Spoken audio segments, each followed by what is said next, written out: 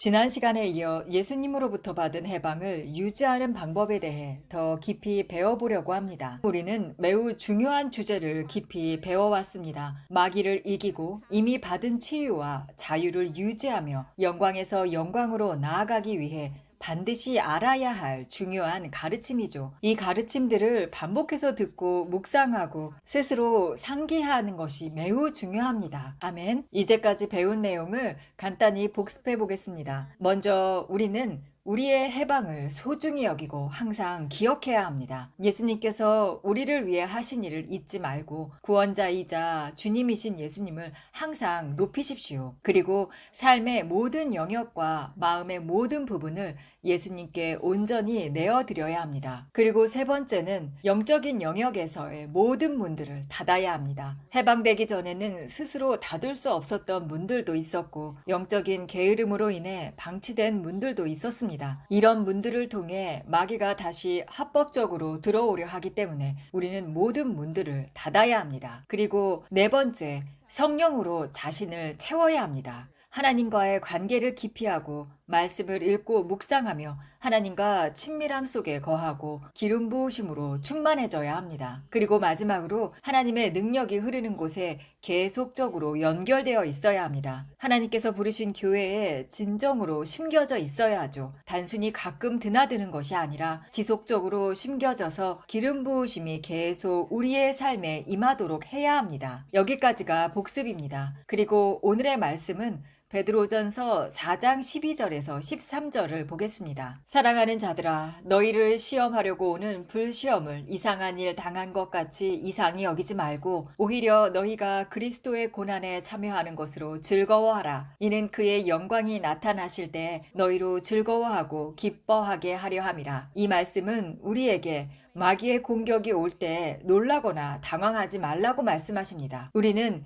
영적인 전쟁 속을 살아가고 있습니다. 이것은 성경의 가장 기초적인 진리이며 그리스도인으로 산다는 것의 기본적인 원리입니다. 이 땅에서의 삶은 매일매일 영적인 전쟁이죠. 에베소서 6장 12절에 우리의 씨름은 혈과 육을 상대하는 것이 아니요 통치자들과 권세들과 이 어둠의 세상 주관자들과 하늘에 있는 악한 영에 상대함이라. 그러므로 성경은 이러한 영적 전쟁과 그 속의 공격에 놀라지 말라고 말씀하십니다. 오히려 깨어서 이를 인식하고 준비하라고 가르치시죠. 만약 깨어있지 않다면 마귀가 올 때 눈이 멀어버리고 마귀의 공격을 인지하지 못해서 전쟁에서 패배하게 됩니다. 해방을 유지하는 데 있어 가장 중요한 것은 우리가 지금 영적 전쟁 가운데 있다는 사실을 지각하는 것입니다. 베드로 전서가 말하듯이 깨어 정신을 차려야 합니다. 너희 대적 마귀가 우는 사자같이 두루 다니며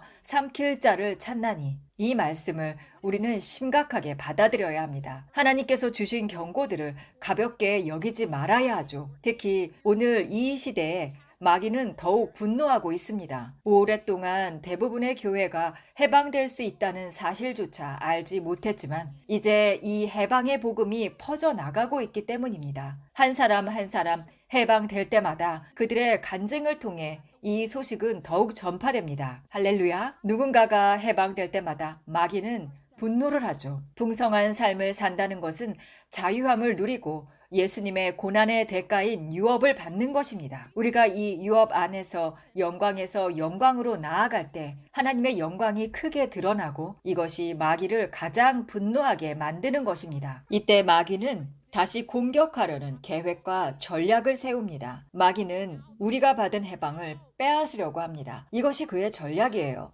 그러므로 이 사실을 아는 것이 우리들에게 매우 중요합니다. 처음 해방을 받으러 올 때든 여러 차례 해방을 거듭해서 받을 때든 이미 해방을 받고 한동안 자유를 누려온 경우든 항상 알아야 할 것은 이것입니다. 마귀는 해방을 빼앗으려 한다는 것이죠. 그러므로 영적 영역에서 늘 경계하고 깨어 있어야 합니다. 무엇보다 이 해방과 자유는 우리들의 것입니다. 마귀는 우리가 그의 거짓말을 믿고 스스로 권한을 넘겨주지 않는 한 절대로 빼앗을 수 없습니다. 해방과 치유는 단순히 병원에 가서 시술을 받는 것이 아닙니다. 수술받고 약 처방받고 끝나는 것이 아니에요. 믿음을 통해 해방과 치유를 받는 것입니다. 예수님께서 치유자이시고 구원자이심을 믿는 마음, 그 믿음으로 받는 것입니다. 그리고 그 해방과 치유를 유지하는 것은 예수님께 삶을 온전히 드리고 예수님을 나의 구주로 믿으며 하나님의 말씀을 믿고 실천하는 것을 통해 이루어집니다. 야고보서 2장 26절에 행함이 없는 믿음은 죽은 것이라고 말씀하십니다. 치유와 해방은 수술처럼 한 번 받고 끝나는 일이 아니라는 거죠. 우리의 역할이 있습니다. 믿음을 가지고 나오고 받은 후에도 믿음을 계속해서 적용해 나가야 합니다. 지금 선포되는 하나님의 레마의 말씀을 믿고 실천해야 합니다. 믿음을 행함으로 실천하지 않으면 치유와 해방은 결국 차차 사라지게 됩니다. 이것이 살아있는 믿음을 말하는 것이죠. 믿음을 행동으로 옮기는 것, 하나님의 말씀을 진지하게 실천하는 것 말입니다. 그러나 어떤 분들은 병원처럼 잠깐 치료받으러 오고 삶 전체를 하나님께 드릴 의도도 없이 돌아가며 효과가 있었나 없었나만 판단하려 합니다. 이런 태도는 받은 것을 유지하지 못하게 만들죠. 믿음이 없거나 믿음을 행동으로 옮기지 않기 때문에 받은 해방을 유지하지 못하는 것입니다. 마귀는 특별히 우리의 생각 속에 거짓말을 심어 해방을 빼앗으려고 하죠. 이것이 해방 이후 벌어지는 영적 전쟁의 주요 전장입니다. 따라서 마음속에서 어떤 생각이 일어나는지 깨달아야 합니다. 마귀가 전에 경험하지 못한 방식으로 거짓말을 심으려 할 수 있기 때문이죠. 이제 우리가 이 거짓말들을 분별하고 받아들이지 않도록 주의해야 할 거짓말들이 무엇인지 하나하나 살펴보겠습니다. 아멘. 마귀가 사용하는 첫 번째 주요한 거짓말은 생각 속에 거짓을 심는 것입니다. 사람마다 방식은 다르지만 많은 경우 해방을 받으러 간절히 기대하고 나아가는 그 순간 마귀는 접근해서 거짓된 생각을 넣으려고 합니다. 마귀는 이 땅에서도 활동할 수 있고 심지어 욥기에서 보듯 하늘에서도 하나님 앞에 나아가기도 하죠. 사탄이 여호와 앞에 나아가 가로되 욥기 1장에 써 있습니다. 이처럼 우리가 지금 교회에 있는 기름 부으심이 흐르는 가운데 있어도 마귀는 여전히 생각을 공격할 수 있어요. 이 점을 반드시 기억하고 있어야 합니다. 몇 주 전 한 남성분이 강력한 해방을 받았습니다. 하나님의 능력으로 땅에 쓰러지고 이후에 그가 가지고 있던 통증이 완전하게 사라지는 간증을 하셨죠. 하지만 그는 해방을 받기 직전 마귀가 그의 생각 속에 이건 연출일 뿐이야 라는 말을 계속해서 집어넣으려고 했다고 고백했습니다. 그는 무신론자도 회의론자도 아니었어요. 뜨겁게 예수님을 믿는 믿음의 사람이었습니다. 그러나 마귀는 때로 이렇게 터무니없는 거짓말을 심어 방해하려고 하죠. 그 순간에도 마귀는 그가 믿음을 잃고 거절과 순복을 포기하게 만들려고 했지만 그는 그 거짓말이 거짓임을 분별했고 믿지 않았습니다. 그분은 자신의 연약함을 인정하고 그 겸손한 상태로 용기 내어 담대하게 거부하고 선포하며 승리를 거두었고 하나님께서 그를 완전히 해방시키셨습니다. 할렐루야. 아멘. 이렇게 첫 번째 거짓말은 해방을 받으려 할 때 받은 직후나 받기 직전에 마귀가 우리의 생각 속에 이건 진짜가 아닐지도 몰라. 이거 연기야. 이런 식으로 방해를 한다는 것이죠. 그럼 두 번째 거짓말은 무엇일까요? 아무 일도 일어나지 않은 것 같아. 나는 해방받지 못한 것 같아. 아무것도 느껴지지 않았어. 다른 사람들은 귀신이 소리 지르고 울고 넘어지고 기뻐서 소리 지르고 뛰어다니는데 나는 아무 감각도 없었어. 이렇게 마귀는 예배 중이거나 끝난 후에 이런 거짓말을 속삭입니다. 너 해방받지 못했어. 그러나 반드시 알아야 할 것은 해방은 사람마다 전혀 다르게 나타난다는 것입니다. 정해진 공식이나 일정한 증상이 있는 게 아니에요. 귀신이 소리 지르거나 기침하거나 넘어져야만 해방이 이루어진 게 아닙니다. 하나님은 영적 영역에서 역사하시고 때로는 그 역사가 육체적으로도 드러나기도 합니다. 하지만 많은 경우 아무 증상이 없이 해방이 이루어지기도 합니다. 이것은 우리의 눈에 보이지 않는 영적인 세계에서 일어나는 일입니다. 마치 지금 제가 이 강단 위에 실제로 서 있는 것처럼 하나님도 분명히 이 자리에 계십니다. 지금 여러분은 저를 육안으로 보고 계시지만 하나님은 볼 수가 없지요. 저도 볼 수가 없습니다. 그러나 하나님이 여기에 계심은 저는 100% 확신합니다. 해방과 치유도 이와 같습니다. 항상 육체적 감각이나 현상을 기대하지 마십시오.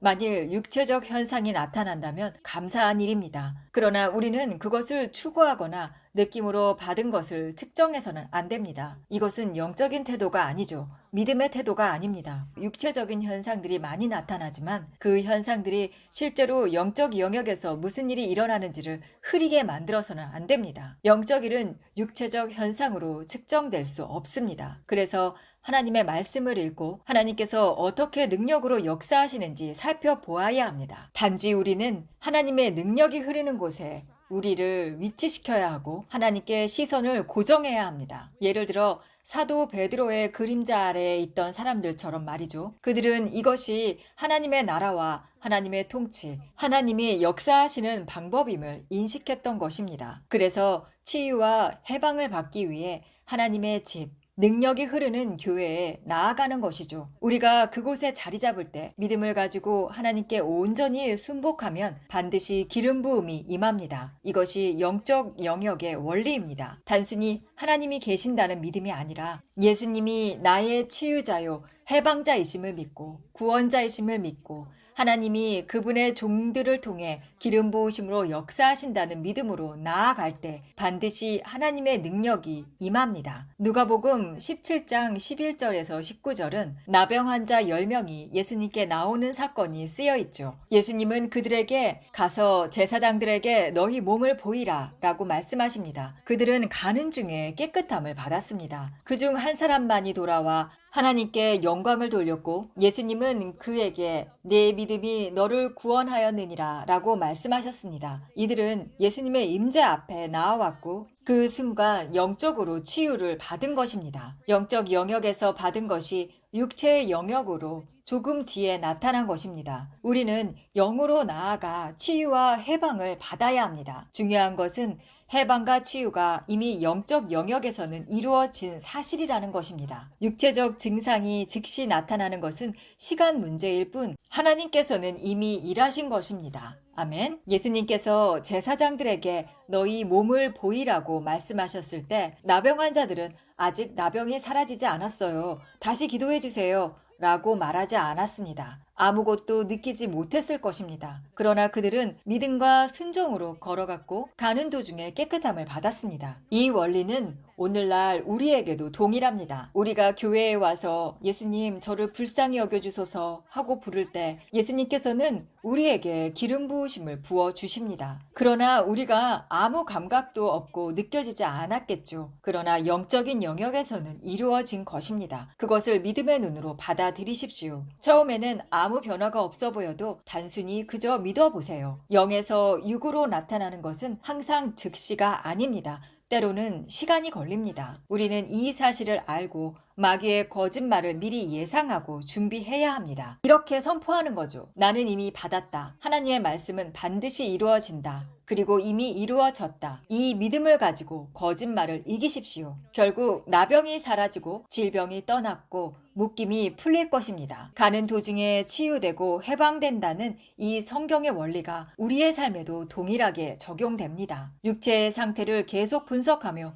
효과가 있었나 고민하는 그런 태도는 영적인 것이 아닙니다. 믿음 있는 태도가 아닌 것입니다. 선포된 말씀과 부어진 기름 부음을 신뢰하는 것이 바로 영적인 태도입니다. 우리는 수많은 간증을 통해 하나님의 능력이 실제로 역사하는 것을 이미 보고 들었습니다. 제 유튜브에도 수백 개의 간증이 올라와 있습니다. 이것이 증거죠. 따라서 우리는 이런 믿음을 가지고 와야 합니다. 치유가 필요하면 치유를 받을 것이다. 해방이 필요하면 해방을 받을 것이다. 성령 세례가 필요하면 성령 세례를 받을 것이다. 하나님께서 주시고자 하시는 모든 것을 더 받을 것이다. 풍성하게 누릴 것이다. 이렇게요. 우리는 앞으로 더 많은 기름 부으심과 성령의 역사를 경험하게 될 것입니다. 그러므로 이런 믿음과 기대감을 가지고 오셔야 해요. 말씀이 선포되고 기름 부음이 부어진 후에는 우리는 이미 역사하는 능력을 믿고 있고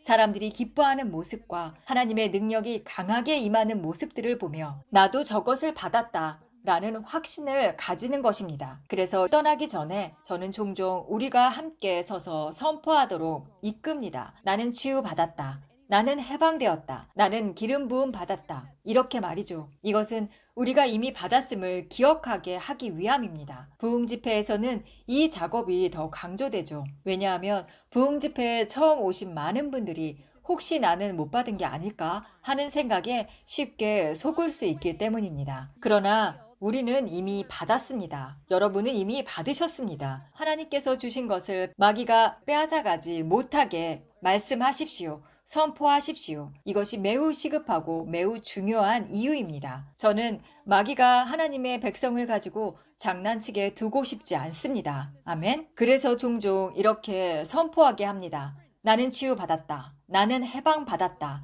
나는 기름 부음 받았다. 선포에는 능력이 있습니다. 선언하고 권세를 사용할 때 마귀는 이렇게 말하죠. 아, 이 사람은 내가 거짓말을 심을 수 있는 틈이 없겠구나. 그러나 만약 선포하지 않고 잘 모르겠어. 두고 봐야지 뭐 하고 머뭇거리면 마귀는 이미 마음에 거짓말을 심을 수 있는 통로를 얻은 것입니다. 그러므로 처음부터 이렇게 강력하게 선포해야 합니다. 나는 해방받았다. 나는 자유하다. 나는 치유받았다. 나는 기름 부음을 받았다. 그리고 교회나 집회를 떠난 후 일상으로 돌아가서 매일 이 고백을 반복하십시오. 나는 해방 받았습니다. 나는 치유받았습니다. 나는 기름 부음이 넘치도록 받았습니다. 예수님 저를 자유케 해주심에 감사합니다. 이런 고백과 선포는 언제나 현상과 느낌 이전에 선포되어야 합니다. 보이는 증거가 나타날 때까지 기다리는 것이 아니라 이런 선포를 통해 영적으로 이미 일어난 현실을 먼저 붙드는 것이 믿음의 태도이고 영적인 태도입니다. 앞서 말씀드린 나병 환자의 이야기처럼 시간이 걸린다는 것을 기억하시기 바랍니다. 기름 부으심은 때로 약처럼 작용하죠.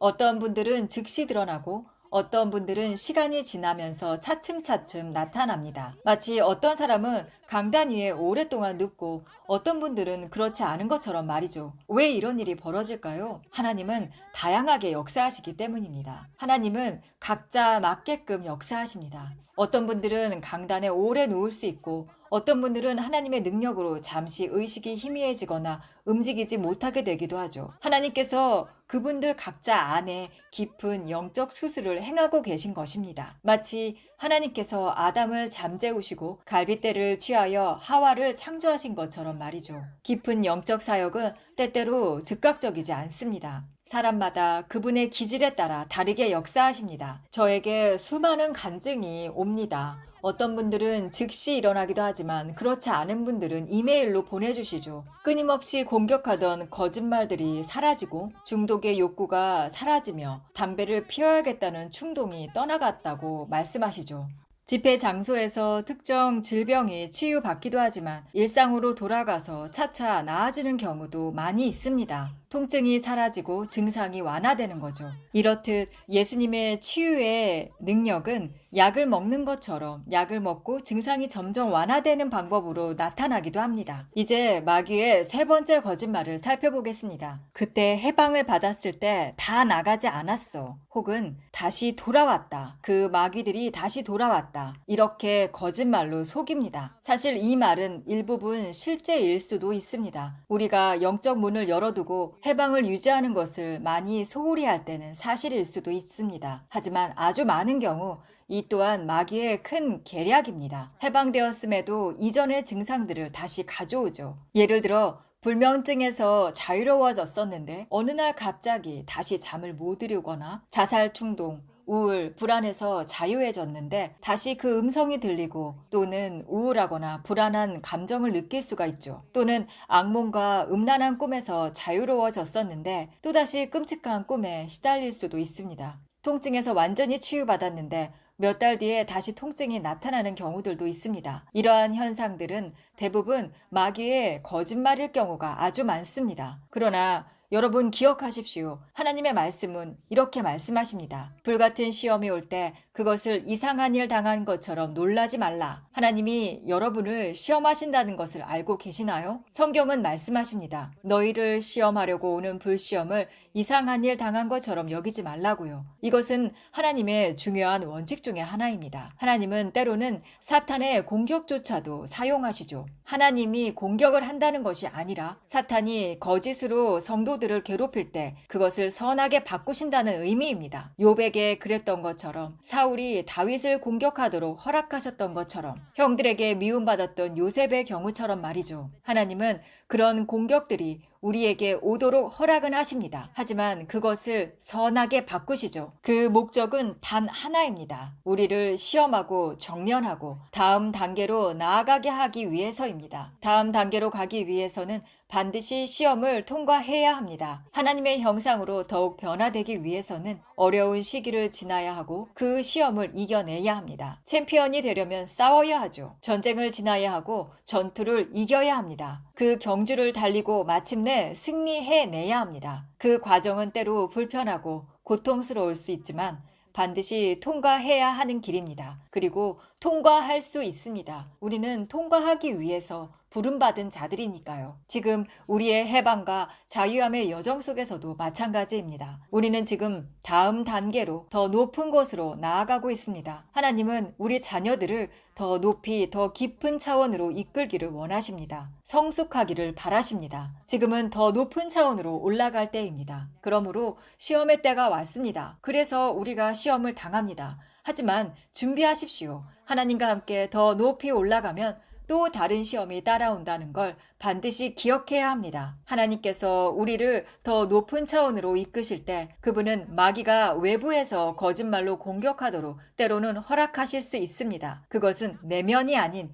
외부에서 오는 공격입니다. 이 방향이 중요합니다. 귀신이 내 안에 있을 때는 억압이 내 안에서 일어납니다. 아무리 마귀를 대적해도 떠나보낼 수가 없죠. 왜냐하면 멍에를 깨뜨리는 기름 부음이 외부에서 필요하기 때문입니다. 그래서 많은 사람들이 금식하고 기도하고 수없이 마귀를 거절하고 하나님이 말씀하신 바른 신앙 행위를 다 해보지만 아무런 결과를 나타내지 못한 것입니다. 왜일까요? 그 상황에서는 단 한 가지, 기름 부음만이 귀신을 떠나게 할 수 있기 때문입니다. 그것이 열쇠입니다, 여러분. 하지만 우리가 자유하게 되면 그 이후부터는 다른 모든 믿는 자들과 같이 영적 전쟁의 한복판에 있게 됩니다. 이제 마귀는 외부에서 공격해오죠. 무기를 들고 다가오지만 우리가 허용하지 않으면 그것들은 결코 작동할 수 없습니다. 그 외부의 무기들은 거짓말이라는 형태로 옵니다. 그러나 그 공격은 여러분 모두의 밖에서 오는 것입니다. 하나님께서 말씀하시는 바로 그 영적 원리, 그분이 요구하시는 바른 영적 행위를 취한다면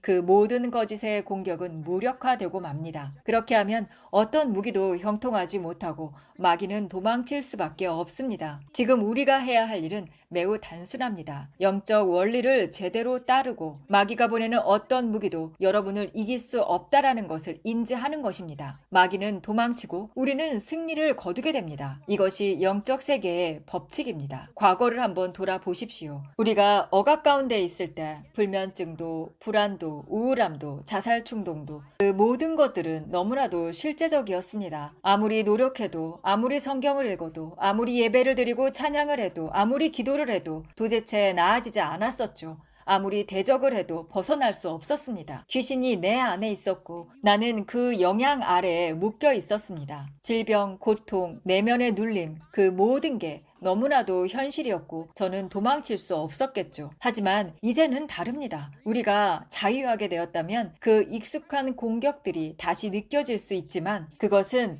외부에서 오는 공격입니다. 다시 말해 내부에서 내가 어찌할 수 없는 상황이 아니라는 것이죠. 외부에서 오는 공격으로 이 말은 우리가 대적할 권세가 있다는 것입니다. 얼마든지 선포하고 대적해서 물리칠 수 있는 권세를 가지고 있다는 뜻입니다. 그들이 쓰는 무기들은 더 이상 우리 자녀들에게 형통하지 못합니다. 증상에 묶이지 마십시오. 느낌에 묶이지 마십시오. 증상이 느껴질 수는 있지만 지금 이 순간 우리가 멈출 수 있습니다. 두려운 무기가 다가오는 듯한 불편함이 있을 수 있습니다.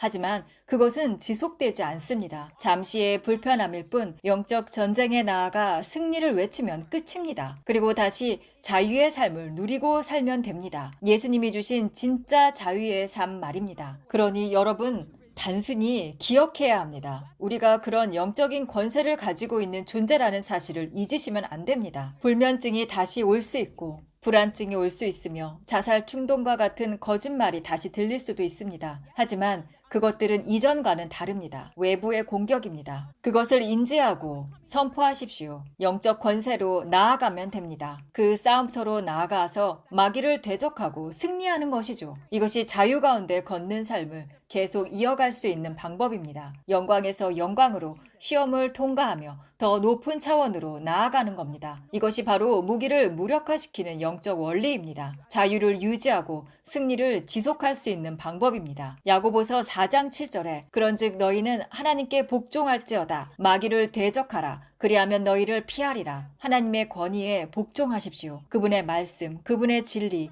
그것을 믿고 붙들고 묵상하고 선포하십시오. 기분이 좋을 때만이 아니라 공격받고 있을 때, 두려움이 몰려올 때 선택해서 믿음을 선포하십시오. 언제나 하나님의 말씀을 믿음으로 보고 말로 선포하십시오. 지금 우리가 듣고 있는 이 말씀은 하나님이 보내신 레마의 말씀입니다. 이 말씀을 소중히 여기십시오. 본인이 연약하다고 느껴질 때마다, 두려움이 엄습해 올 때마다, 통증이 찾아올 때마다 매일 반복해서 들으십시오. 보십시오. 그리고 선포하십시오. 이 말씀이 여러분 안에 뿌리 내릴 때까지 묵상하십시오. 하나님께 우리 자신을 완전히 드리십시오. 그분의 말씀, 그리고 기름 부음이 흐르는 레마의 말씀들을 반복해서 듣고 마음에 새기며 그 말씀에 완전히 복종하십시오. 그럴 때 말씀이 우리 안에 굳건한 진리가 되어 마귀를 대적할 힘과 지혜와 권세를 주십니다. 잊지 마십시오. 하나님께 복종하라. 마귀를 대적하라. 그리하면 도망가리라. 우리는 입술로 말할 때 대적할 수 있습니다. 우리의 무기는 입술의 말씀이 선포될 때 가장 강력하게 나타납니다. 생명과 사망은